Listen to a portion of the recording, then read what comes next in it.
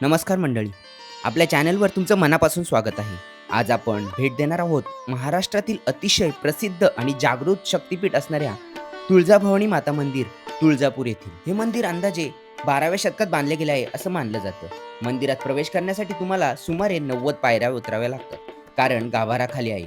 देवीची मूर्ती काळ्या दगडांची असून ती अत्यंत सुंदर आणि तेजस्वी आहे. या ठिकाणी दर्शनासाठी तुम्हाला सुमारे 30 मिनिटापासून ते 2 तासापर्यंत वेळ लागू शकतो. विशेषतः सणासुदीच्या दिवशी VIP दर्शनाची सुविधा सुद्धा उपलब्ध आहे. आणि जर एखादा सण किंवा नवरात्री वगैरे असतील तर या ठिकाणी खूप गर्दी असते आणि 4-4, 5-5 तास सुद्धा दर्शनासाठी लागतात.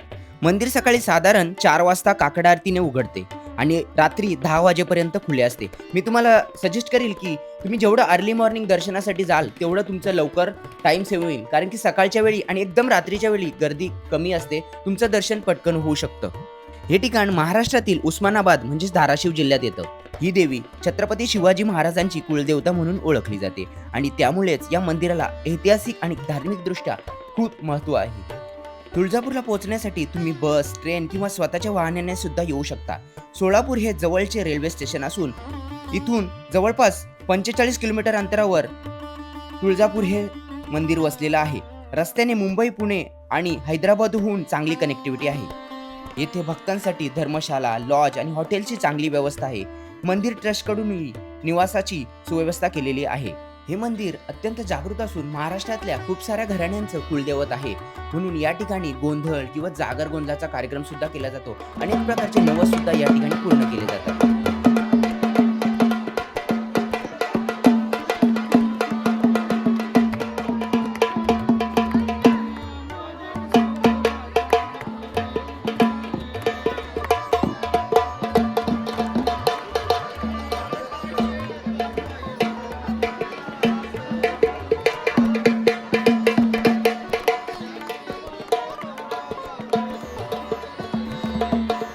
तर मंडळी, आमचं जे मस्कर कुटुंबीय आहे, ही देवी आमची देखील कुलदेवता आहे. म्हणून आम्ही या ठिकाणी देवीच्या दर्शनासाठी आलो. या ठिकाणी आम्ही अभिषेक, गोंधळ आणि देवीची खणा नारळाने ओटी भरली. जर तुम्हालाही या ठिकाणी देवीचा अभिषेक, गोंधळ किंवा देवीची ओटी भरायची असेल, यासाठी तुम्हाला 10 दिवस पहिलेच बुकिंग करावी लागते. आणि जर तुम्हाला बुकिंग करायची असेल तर या ठिकाणाच्या ब्राह्मणांचे नंबर मी तुम्हाला डिस्क्रिप्शनमध्ये देऊन ठेवतो. तुम्हाला जर बुकिंग करायचं असेल तर 10 दिवस पहिलेच तुमच्या येण्याच्या बुकिंग करावी.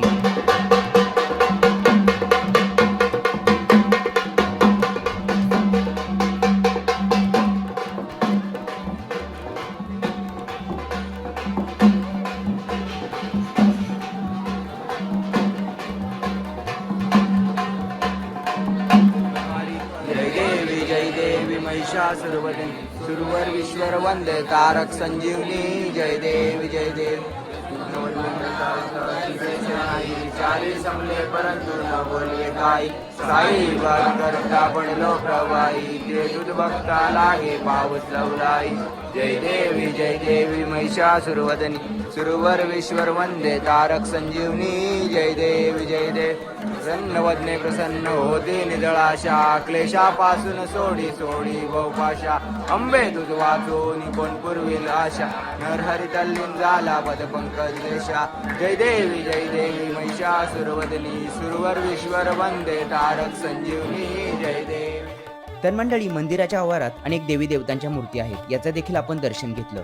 त्यानंतर या ठिकाणाची एक वैशिष्ट्यपूर्ण आणि श्रद्धेची भाग असणारी गोष्ट म्हणजे या ठिकाणी असलेले फिरते दगड, ज्याने होकार आणि नाकार दर्शविला जातो. असं मानलं जातं, भक्त आपली मनोकामना किंवा प्रश्न मनात ठेवून या दगडाजवळ प्रार्थना करतात.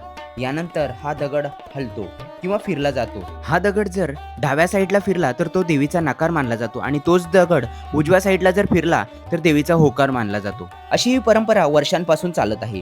लोक आपल्या आयुष्यातील महत्त्वाच्या निर्णयांसाठी या ठिकाणी येऊन देवीचा कौल घेतात. तुम्हाला हा जर व्हिडिओ आवडला असेल तर व्हिडिओला लाईक, शेअर आणि सबस्क्राईब करा आणि कमेंटमध्ये देवीच्या नावाचा जयघोष नक्कीच करा.